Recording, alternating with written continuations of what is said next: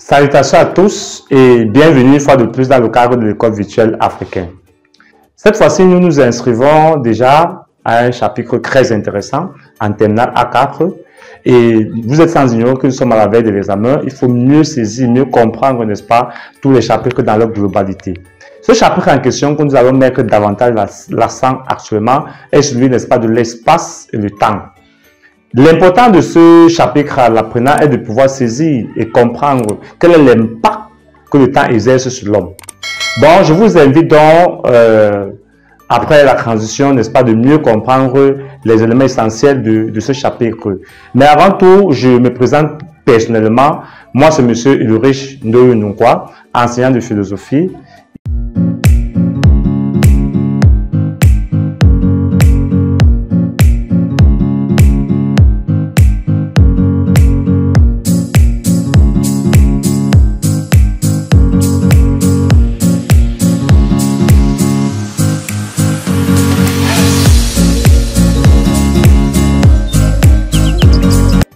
Bien, comme je disais tout à l'heure dès l'entame, nous nous inscrivons dans le cadre du chapitre l'espace et le temps.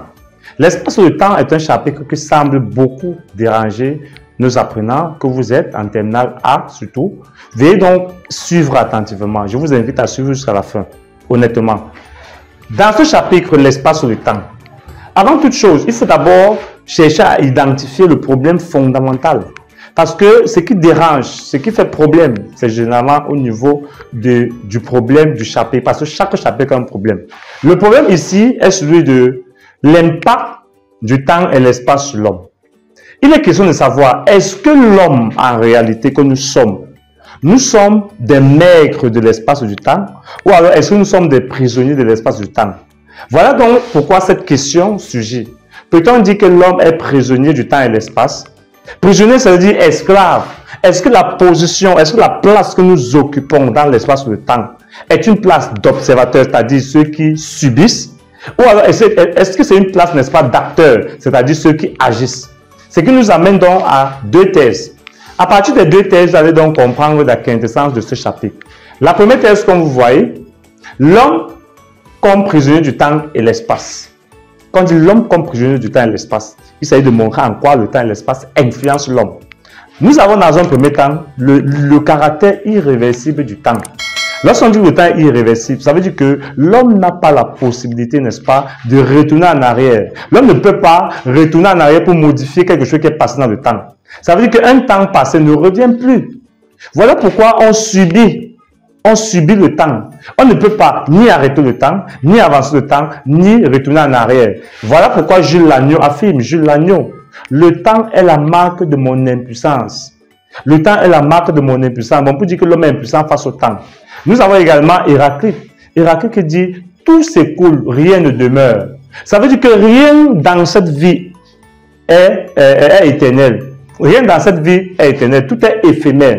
Ce qu'on fait aujourd'hui, ou ce qu'on dispose aujourd'hui, on n'est pas sûr qu'on aura demain. Bon, le temps emporte avec lui tout ce qui se passe, tout ce qui couvre dans son passage.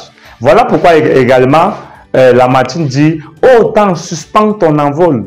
Oh temps, suspends ton envol. » Bon, pour dire que le temps est un mouvement perpétuel. Et c'est la même chose avec l'espace. L'espace est d'abord infini. On ne peut pas maîtriser l'espace. Que ce soit que l'on soit astronaute, que l'on soit scientifique, il y a toujours des phénomènes naturel qu'on ne peut pas expliquer, qu'on ne peut pas saisir. Par exemple, les tremblements de terre, les séismes, les volcanismes, on ne peut pas arrêter ça. Même si on peut prévoir, mais on ne peut pas arrêter. Bon, voilà donc ce qui montre qu'on ne peut pas maîtriser le temps. On est plutôt des prisonniers, c'est-à-dire on subit. Là, c'est d'abord d'une part, la première approche. Maintenant, je vous prie d'écouter la suite. Dans la deuxième approche, on va soutenir maintenant le pouvoir que l'homme dispose aussi sur le temps et l'espace. Ça veut dire que c'est vrai. On est parfois influencé par le temps. Mais il faut maintenant montrer que même nous aussi, on peut modifier, on peut mettre, n'est-ce pas, son pouvoir. Dans quel sens?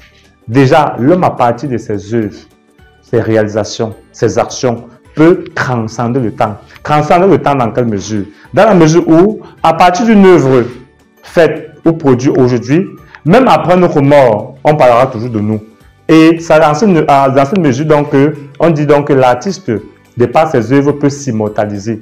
Et là, on a André Malraux qui dit l'art est un anti-destin. Bon, là est un moyen, n'est-ce pas, pour une personne de s'immortaliser.